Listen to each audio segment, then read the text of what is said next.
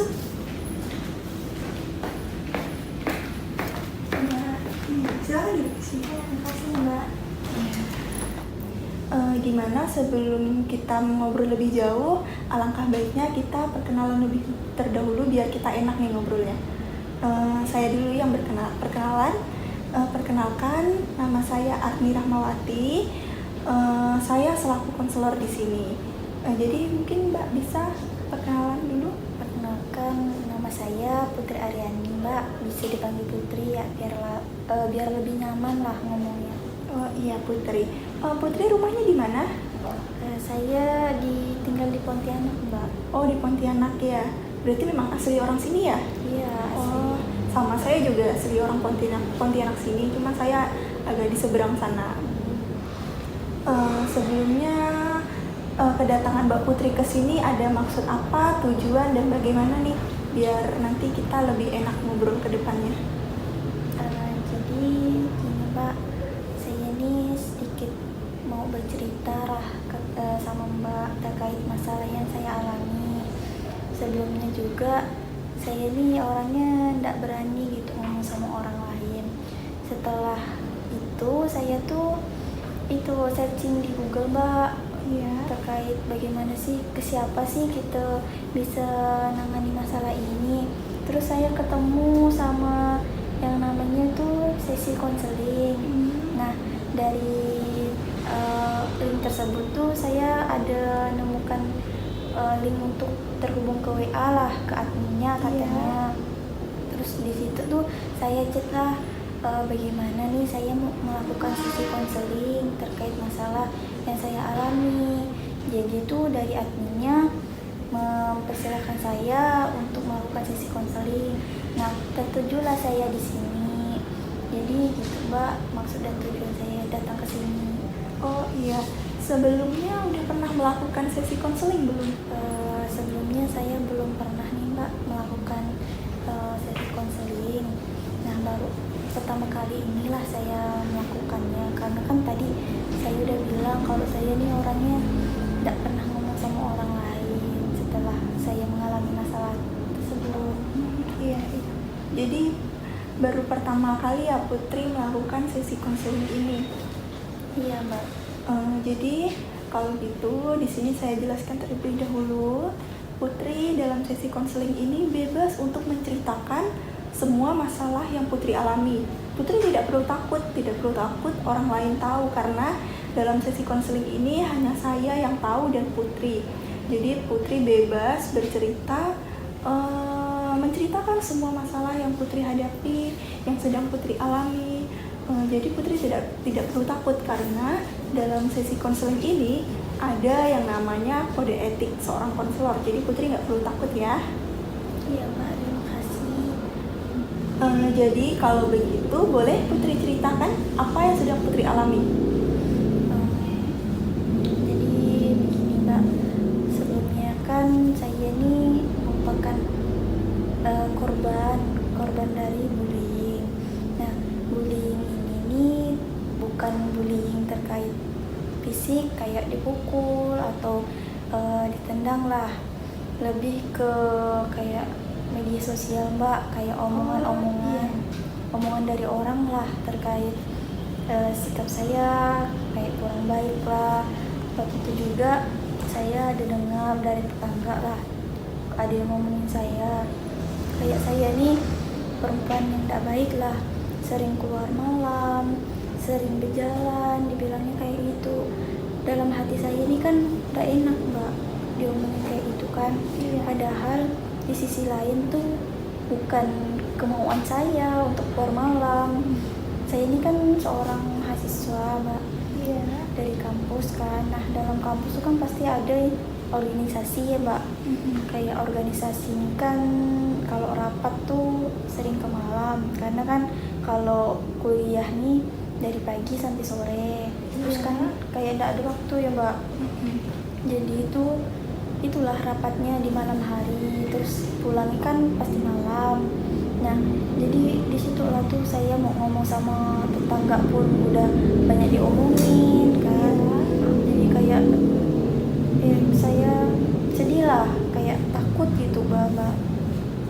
Oh, jadi dari cerita yang telah Putri ceritakan tadi, saya dapat menangkap sedikit bahwa Putri di sini dapat omongan dari orang yang dari media sosial. Jadi ini itu bisa seperti ini bullying nonverbal. Saya tadi juga mendengar bahwa Putri mengalami bullying di media sosial. Nah, sudah berapa lama Putri mengalami kejadian bullying tersebut? Ya, kalau masalah bullying di media sosial Mbak, ya sudah lama. Cuman lebih ke saya nih mendam perasaan itu biar nggak kemana-mana lah ibaratnya. Dan saya juga merasa takut Mbak sama masalah yang saya alami sekarang ini. Kayak gitu. Rasa takut yang seperti apa yang Putri rasakan atas perilaku bullying tersebut? Kalau masalah takutnya nih Mbak, saya takut dikucilkan, terus diasingkan lah sama orang lain di sekitar saya.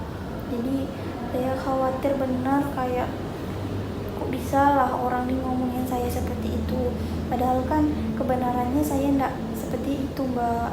Saya turut prihatin atas peristiwa yang sedang Putri alami saat ini, dan saya dapat merasakan hal tersebut. Nah, dari hasil pengamatan yang saya dapat dari cerita yang telah Putri ceritakan ke saya, di sini saya dapat menyimpulkan bahwa Putri saat ini lebih ke rasa takut dan rasa khawatir, dan Putri juga takut diasingkan oleh teman-teman Putri di kelas, kayak gitu.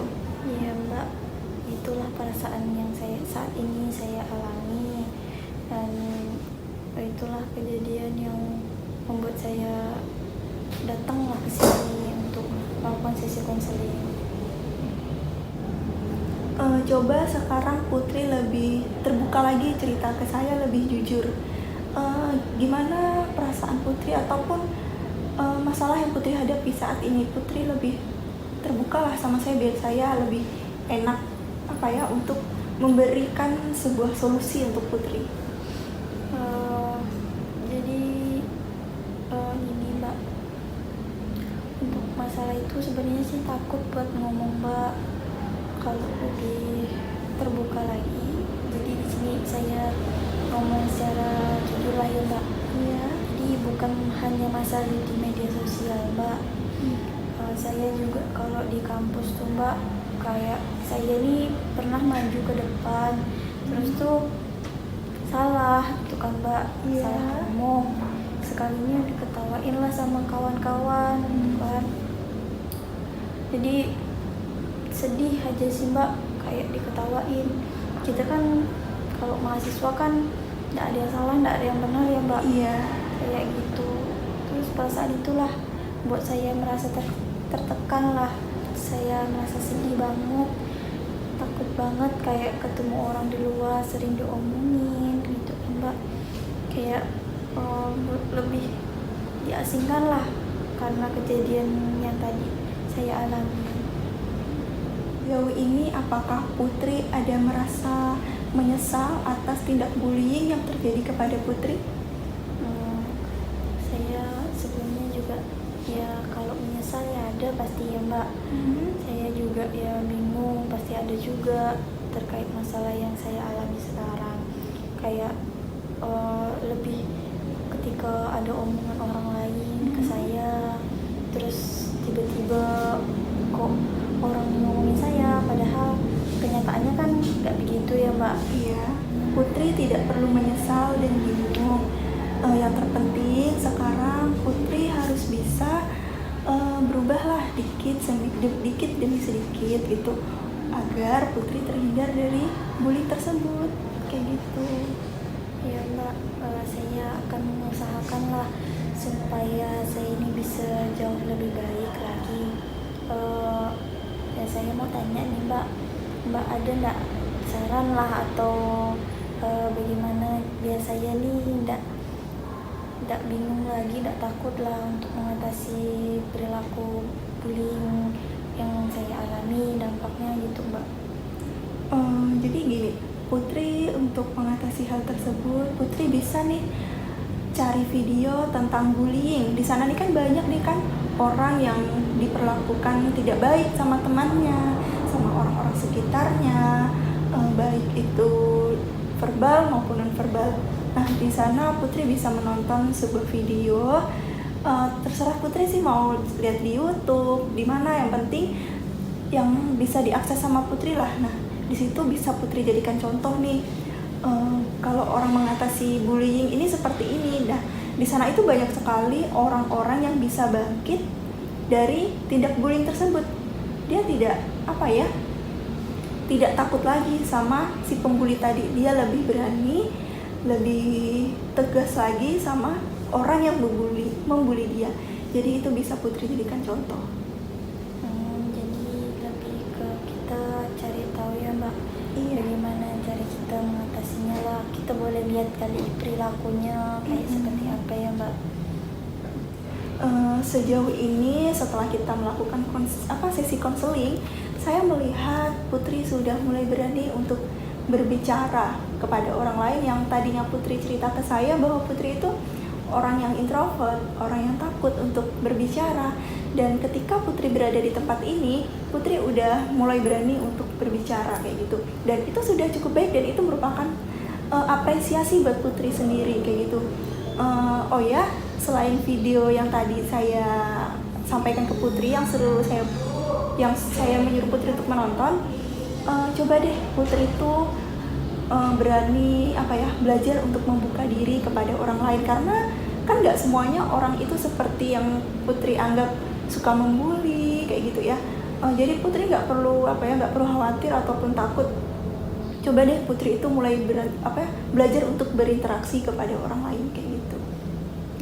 Iya Mbak, saya sangat-sangat berterima kasih lah sama Mbak ya, terkait sarannya juga. Jadi sejauh tadi yang udah Mbak sampaikan, saya juga lebih nyaman, lebih tenang lah komunikasi sama Mbak, ngobrol bareng Mbak gitu kan. Yang sebelumnya saya nih orangnya suka menyendiri lah ibaratnya kan, setelah kejadian yang saya alami sebelumnya gitu kan Mbak. Jadi gini loh yang Mbak tadi sampaikan, katanya tidak semua orang tuh sifatnya membuli atau benar. ngomongin kita. Ya Mbak, saya sangat berterima kasih atas saran dan nasihat dari sesi konseling yang kita lakukan saat ini. Dari sini saya akan mencoba hal-hal tersebut lah yang udah Mbak sarankan terkait interaksi sama orang di luar. Selain di keluarga, saya akan beranilah mencoba terbuka untuk orang sekitar saya. Bagus kalau begitu. Jadi dalam sesi konseling ini, selama kita konseling sudah beberapa pertemuan yang kita lakukan, saya dapat menyimpulkan bahwa Putri sudah lebih jauh lebih baik dari sebelumnya.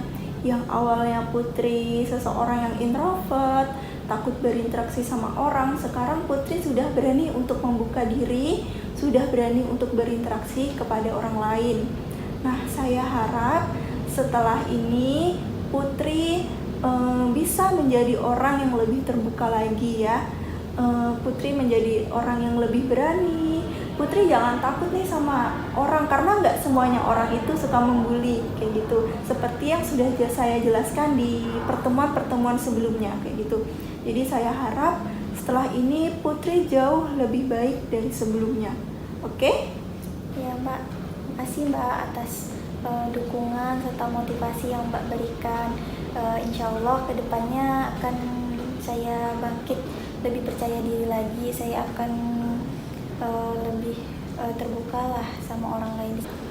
Ya Mbak, saya sangat berterima kasih atas saran dan nasihat dari sesi konseling yang kita lakukan saat ini. Mungkin untuk sesi konseling kita saya cukupkan pada hari ini. Saya sangat berterima kasih kepada Putri karena Putri sudah mempercayai saya sebagai konselor yang dapat memegang penuh rahasia Putri. Saya berterima kasih karena Putri sudah mau berbagi cerita masalah yang Putri alami. Saya harap setelah Putri pulang dari sini, Putri menjadi orang yang lebih ceria. Putri jangan sedih-sedih lagi ya. Saya sebagai konselor mohon maaf kalau saya banyak kurangnya, ada salah kata yang mungkin menyakiti hati Putri. Saya minta maaf ya. Kalau begitu saya pamit dulu Mbak. Terima kasih atas sesi konseling selama ini. Iya. Mbak. Iya, hati-hati ya di jalan. Iya.